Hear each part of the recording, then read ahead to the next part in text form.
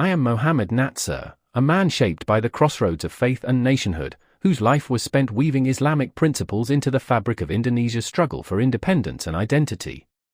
Born in the early 20th century in West Sumatra, I grew up surrounded by the whispers of the Quran and the stirrings of anti-colonial resistance.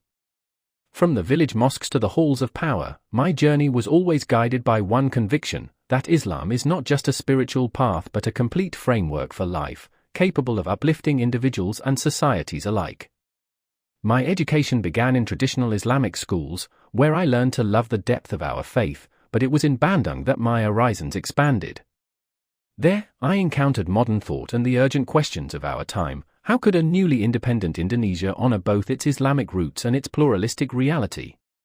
I found my answer in the middle path, rejecting secular nationalism that divorced religion from statecraft while also resisting rigid interpretations that failed to address our nation's diversity.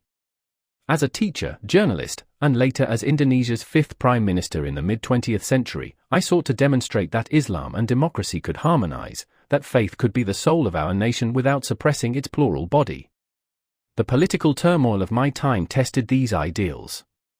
When the tides of power shifted, I chose principle over position, spending years in prison and later exile without bitterness. Even in confinement, I wrote and taught, believing that ideas outlast regimes. My works, like Capita Selecta, argued for an Islam that engages with modernity critically but confidently, preserving its essence while addressing new challenges. In my later years, I turned to the global stage, chairing the World Muslim Congress and advocating for Muslim unity beyond borders. Yet my heart remained tied to Indonesia, where I continued to inspire generations of activists and scholars who saw in me a model of steadfastness coupled with intellectual rigor. My life's essence? To prove that Islam is not a relic but a living force for justice and unity, that a Muslim can be both deeply pious and fully engaged in the modern world.